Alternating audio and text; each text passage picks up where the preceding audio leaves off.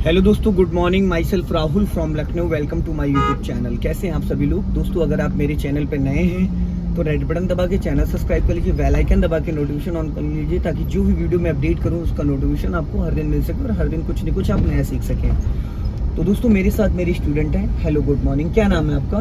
संगम। हाँ जी, संगम। संगम। कौन सा वाला संगम? संगम नाम। संगम नाम है। कहाँ से हैं आप? पटना से हूँ, टोंजा से। इटौंजा से। कौन सा डे है आज आपको सीखने का? मेरा थर्ड डे है, तीसरा दिन है। तो दोस्तों, ये एक ही घंटे का समय ले रहे हैं, क्योंकि ये आते इटौंजा से तो आने जाने में थोड़ी दिक्कत होती, तो इसलिए डबल बैच ले रहे हैं। 7 डेज का इनका कोर्स है और डेली मैं इनको 1 आवर या 20 किलोमीटर चलवाता हूँ। ब्रेक पे पैर रखो। तो आज मैं आपको बताऊंगा कि सिंगल रोड पे कार चलाते वक्त हमें किन किन बातों का ध्यान देना चाहिए।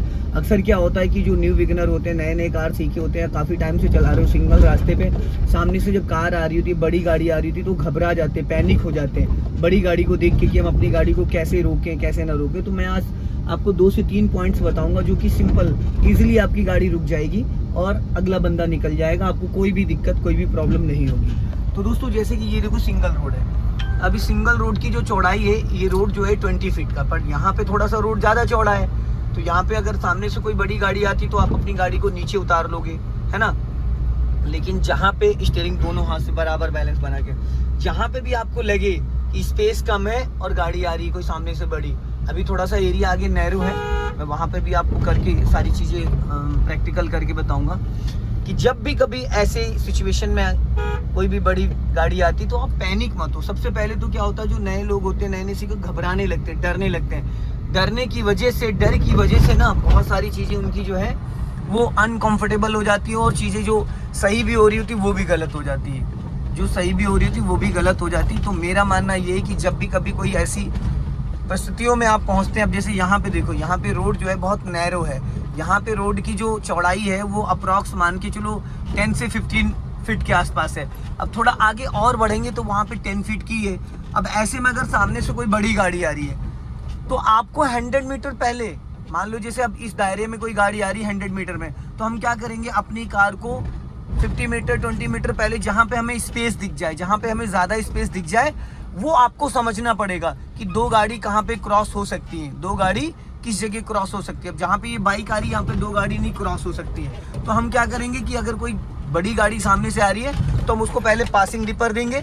पासिंग डिपर यहाँ से देना होता है, ये होता है, इसको ऊपर 1 से 2 बार ऐसे उठाएंगे, ऐसे, इसको ऐसे, तो ये यहाँ पे लाइट आगे ऑन ऑफ हो जाती है। ये देखो, एक लाइट ऑन ऑफ होती है, तो ये हॉर्न की तरीके से वर्क करता है। सिंगल रोड पे सामने से जो भी व्हीकल आता है, अगर 100 मीटर पहले अगर उसको हम पासिंग डिपर दे देते तो वो अलर्ट हो जाता है, वो समझ जाता है कि कोई ना कोई इश्यू है या स्पेस नहीं है, तो उसका अट्रैक्शन आपकी तरफ आ जाता है। तो वहाँ पे वो भी कोऑपरेट करता है और आप भी करते हो, तो दोनों लोग निकल जाते हो। अब बात करते हैं, जैसे देखो अभी सामने ई रिक्शा आ रहा है, ठीक है। अब ये ई रिक्शा तो निकल जाएगा ईजिली। अगर सामने से कोई कार आ रही होती तो शायद इस गली में नहीं निकल पाती, क्योंकि इस गली की जो चौड़ाई है बहुत कम है, बहुत ही ज़्यादा। तो अभी आप राइट वाला पैर ब्रेक पे रखो फाइनली, ठीक है, और अपना हल्का सा लेफ्ट दबाओ और इसको एक बार हॉर्न दो, लंबा हॉर्न बजाया करो बस। अब देखो यहाँ पे दोनों चीज़ ईजिली निकल गई। अगर अभी यहाँ पे कोई 4 व्हीलर होती तो हमें वहीं पहले ही गाड़ी रोक लेना था, जहाँ पे हमने एंटर किया है, जहाँ से नैरो लाइन स्टार्ट हुई, इससे पहले ही हम अपनी गाड़ी को रोक लेते ताकि वो ईजिली निकल जाए। या फिर आधी गाड़ी हमारी एंटर कर चुकी है और सामने वाला दूरी बना के रखा है, तो उसको हम पासिंग डिपर और हॉर्न देंगे ताकि वो रोक ले। अब सामने से देखो ट्रैक्टर आ रहा है, लेफ्ट से भी खतरा है, कभी भी लेफ्ट से कोई आ सकता है, तो हमें पहले लेफ्ट में देखना है, अपने लेफ्ट में एक बार नज़र डालनी, कोई लेफ्ट में व्हीकल। अब सामने ट्रैक्टर आ रहा है, अब क्या करना है आपको, एक बार उसको लॉन्ग हॉर्न दो बस।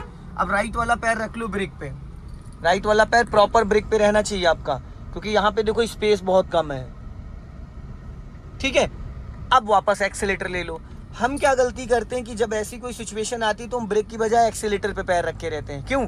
एक्सेलेटर पे रहता है पैर, और बाय मिस्टेक हम दबाना चाहते हो ब्रेक, और दबता क्या है, एक्सेलेटर दब जाता है, तो गाड़ी रुकने की बजाय भिड़ जाती है। जब भी किसी को आप पास देते हो, जब भी किसी भी व्हीकल को आप पास दे रहे हो, उस वक्त 2 से 3-4 सेकंड के लिए राइट वाला पैर आप फाइनली ब्रेक पे ले आओ दोस्तों, जिसकी वजह से बाई मिस्टेक आपसे कभी भी ब्रेक की जगह एक्सेलेटर ना दबे।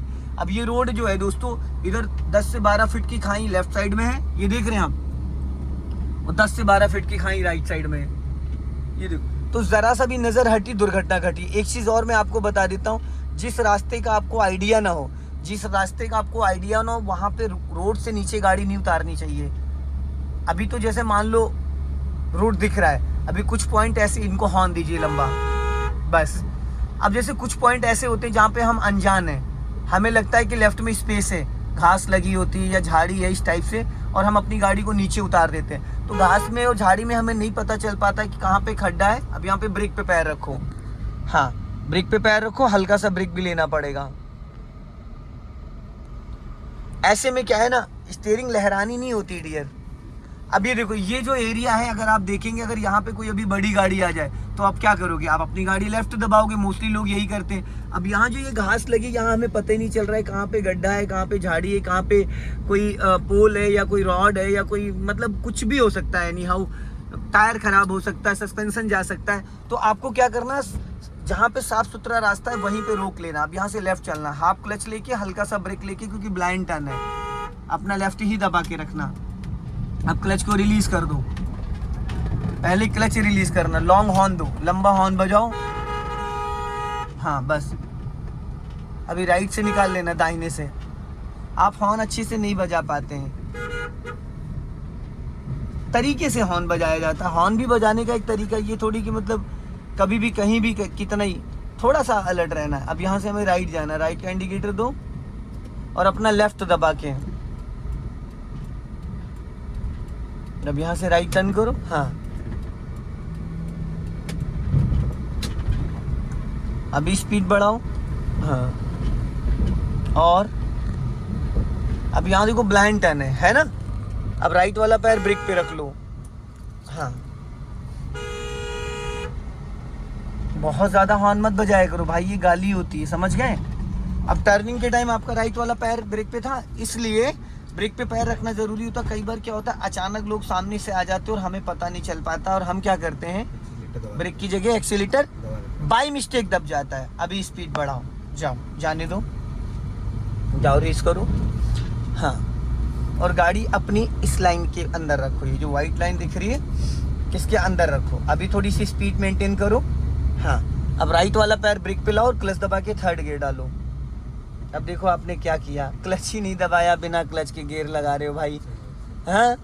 बिना क्लच के गियर कभी लगता है, और गियर अच्छे से लगाना नहीं आ रहा तुम्हें, गियर ही लगाना नहीं आ रहा सही से, गाड़ी चल के आगे रुको छांव में, वो पेड़ के नीचे, गियर ही गलत पकड़ रहे हो। स्टीयरिंग कैसे पकड़ रखी है, इधर लेफ्ट आओ, हाँ। अब यहाँ छांव में पेड़ के नीचे रोको,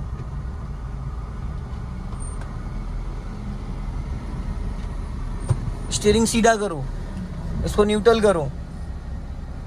ये गियर जो लगाने का तरीका होता है, छोड़ो हाथ, क्लच दबाओ पूरा फुल, ब्रेक पे पैर रखो। ये गियर लीवर ऐसे नहीं पकड़ना होता है, ये यहाँ से ये पकड़ा, ये अभी सेकंड गियर में ये था, सेकंड गियर से थर्ड गियर डालना तो यूं जाओगे पहले, फिर इसको ढीला कर दो, ये थर्ड हो गया। थर्ड गियर से सेकंड गियर में आना तो ये लेके आए, इसको इधर दबाया, ये सेकंड गियर हो गया। सेकंड गियर से ऐसे थोड़ी गियर निकलता है, गियर को पहले न्यूट्रल करना पड़ता है। देखो गियर लगाने का सही तरीका मैं बताता हूँ। ये देखो, जब हम गियर लगाते हैं, ये देखो, ये न्यूट्रल है, हाथ हटाओ, ये न्यूट्रल है, इसको पूरा लेफ्ट, ये डायरेक्शन ऊपर नीचे नहीं जाना चाहिए। बीच वाली जो लाइन है ये, इसको समझना बहुत जरूरी है। ये जरा सा भी ऊपर नीचे जाएगा तो अदर गियर में चला जाएगा। ये बीच वाली लाइन दिख रही है बारीकी, इसको यहाँ हाथ लगाने का तरीका देखो। जब आप फर्स्ट गियर लगा रहे हो तो हाथ आपका यहाँ होना चाहिए, पूरा पुश किया, आप कर दिया फर्स्ट गियर। अगर सेकंड गियर लगा रहे हो तो आपका हाथ यहाँ होना चाहिए, ये सेकंड गियर हो गया, ठीक। अगर आप थर्ड गियर लगा रहे हो तो ये ऐसे आएगा, उसके बाद ये हाथ आपका यहाँ होना चाहिए, थर्ड गियर हो गया। अगर आप फोर्थ गियर लगा रहे हो तो ये यहाँ होना चाहिए, ठीक। फिफ्थ गियर लगा रहे हो तो ये हाथ यहाँ आएगा, ये फिफ्थ गियर हो गया। न्यूट्रल कर रहे हो तो ये ऐसे, रिवर्स गियर लगा रहे हो तो ये हाथ यहाँ होना चाहिए, ठीक है। गियर को किस डायरेक्शन में पकड़ना। अब आप हाथ पहला गियर लगा रहे हो, गियर को ऐसे पकड़ रहे हो तो गलत तरीका है ना। एसी में भी तुमको पसीना आ रहा है भाई, एसी में भी तुमको इतना पसीना आ रहा है, ठीक है। गियर पकड़ने का जो तरीका होता है उसको समझना बहुत जरूरी है। ये यहाँ पकड़ के पहला गियर थोड़ी लगाया जाता है, यहाँ पकड़ के दूसरा गियर थोड़ी लगाया जाता है, यहाँ पकड़ के तीसरा गियर थोड़ी लगाया जाता है। अब लगा के दिखाओ पहला गियर। अभी मैंने बताया है किधर हाथ लगा के गियर लगाना चाहिए, अभी मैंने 2 सेकंड पहले बताया, भूल गए? अभी तो मैंने बताया ना, ये बोला नहीं कि इधर की तरफ हाथ लगाना है पूरा। ये पहला गियर हो गया, अब दूसरा गियर लगाओ, लेफ्ट ही दबा के बेटा। हाँ, अब बीच में न्यूट्रल करो।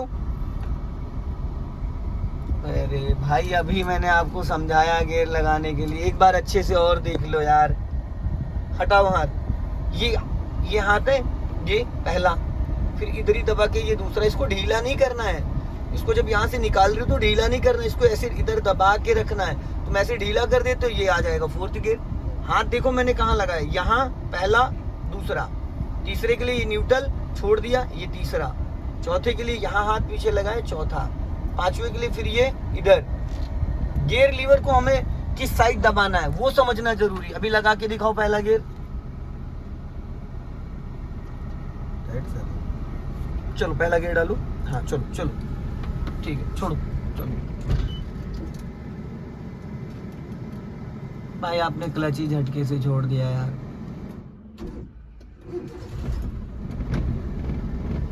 चलो जाओ, धीरे से क्लच छोड़ो।